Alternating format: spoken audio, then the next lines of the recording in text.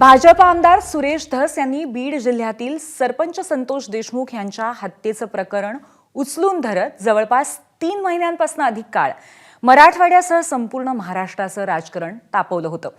पण तेच सुरेश धस त्यांचा कार्यकर्ता सतीश भोसले उर्फ खोक्यामुळे चांगलेच बॅकफूटलाही गेले होते. याच खोक्यावरून सुरेश धसांनी आता पुन्हा एकदा बाजी पलटवताना खळबळजनक दावा केलाय. खोक्या प्रकरणामध्ये विलन ठरवून माझ्या हत्येचा कट रचण्यात आला होता असा दावा सुरेश धस यांनी एका मराठी वृत्तपत्राला दिलेल्या मुलाखतीत केलाय.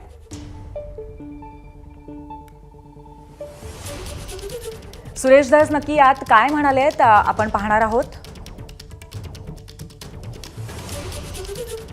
माझ्या मतदारसंघात येऊन एकानं स्टेटमेंट करायचं, दुसऱ्याने विमानाची तिकीट फाडून बिश्नोई समाजाची 4-2 माणसं मुंबईत आणायची, बिश्नोई समाजात मला विलन ठरवायचं, तो लॉरेन्स बिश्नोई त्याच्या समाजात हरणाला मंदिराचा दर्जा आहे.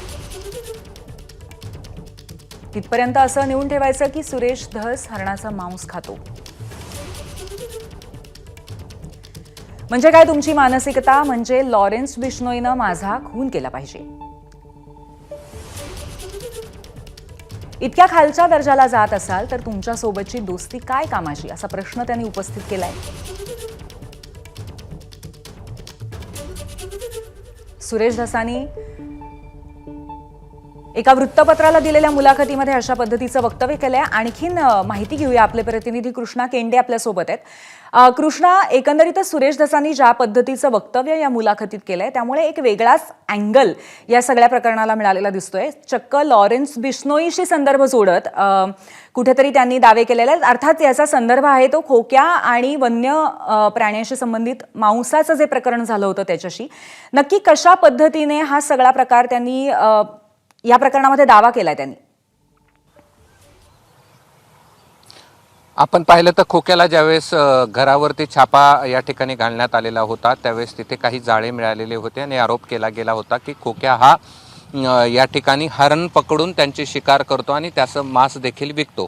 आणि पुढे असा काही लोकांनी दावा केला होता की सुरेश धस यांना हे मांस पुरवलं जातं आणि या सगळ्या प्रकरणाचा हेतू असा होता असं सुरेश धसांचं म्हणणं आहे की बिश्नोई समाजामध्ये मला विलन या ठिकाणी ठरवायचं आणि त्यानंतर काही लोक मुंबईला बोलवायचे आणि आपलं बरं वाईट करायचं अशा प्रकारचा प्लॅन हा काही लोकांनी आखला होता असं देखील त्यांनी म्हटलेलं आहे. आता या सगळ्या वादाची सगळ्यात आधी आपण पार्श्वभूमी बीडमधली समजून घेतली पाहिजे की एक क्षण थांबवते. आपल्यासोबत सध्या सामाजिक कार्यकर्त्या अंजली दमानी आहेत, त्यांच्याशी आपण या संदर्भात बोलूया. अंजलीताई, सुरेश धस यांनी काही खळबळजनक दावे केलेले आहेत की आपल्यावरती हरणाच्या मांसाच्या संदर्भात आरोप करून थेट बिश्नोई गँगला कुठेतरी आव्हान देण्याचा काही लोकांचा कट आहे. आपली प्रतिक्रिया याबद्दल? नाही, त्यात काहीच खळबळजनक नाहीये. मला असं वाटतं की सुरेश धस यांना आता त्यांचं इमेज बिल्डिंग पुन्हा एकदा करायचंय.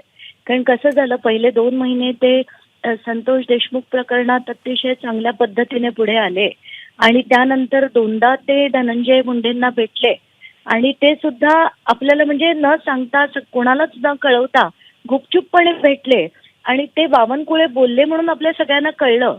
तर ते त्यांची जी त्यांनी इमेज बिल्डिंग केलं होतं ती कोलमडून पडली आणि त्यानंतर पुन्हा सतीश भोसले प्रकरण आलं तर त्यांना कुठेतरी सहानुभूती मिळवण्याचा प्रयत्न करायचा होता, जो ते करताना दिसतायत. मला त्याच्यात काहीही तथ्य वाटत नाहीये. ही त्यांनी कथाकल्पित काहीतरी घडवून बनवलेली एक गोष्ट आहे. याच्यात कुठलीही बिश्नोई गँग नाही, कोणाला कोणी संपर्क केलेला नाही, हे वाटेल ते बोलताना मला आता दिसतंय. त्यांना फक्त आणि फक्त सहानुभूती पुन्हा एकदा लोकांची जिंकायची आहे, मन लोकांची जिंकायची आहे आणि त्यासाठी केलेला हा वायफळ प्रयत्न आहे.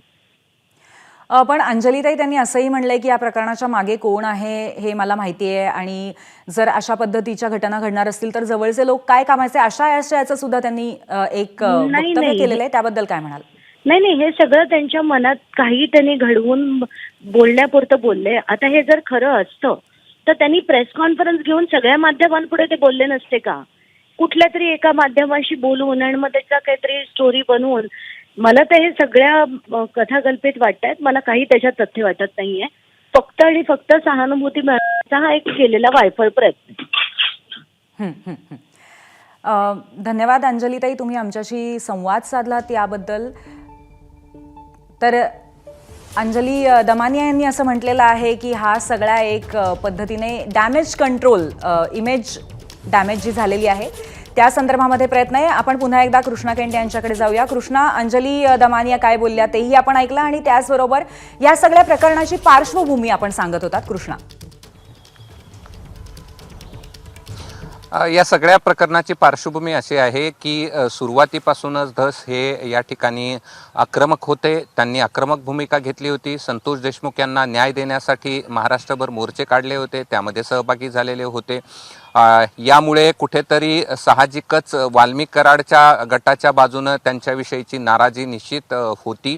आणि आपल्याला जर आठवत असेल की ज्यावेळेस या वाल्मिक कराडचे यांच्या पत्नी आहेत त्यांनी देखील आव्हान दिलेलं होतं की आम्ही देखील काही प्रकरणं बाहेर काढू. त्यामुळे हा गोष्टीचा अँगल देखील याकडे आहे का हे देखील पाहणं महत्त्वाचं आहे. आणि कारण दोन नेत्यांमधली जिल्ह्यातली वर्चस्वाची लढाई निश्चित आपण या काळामध्ये पाहिलेली होती. त्याचा काय अँगल आहे का हे देखील पाहणं महत्त्वाचं आहे.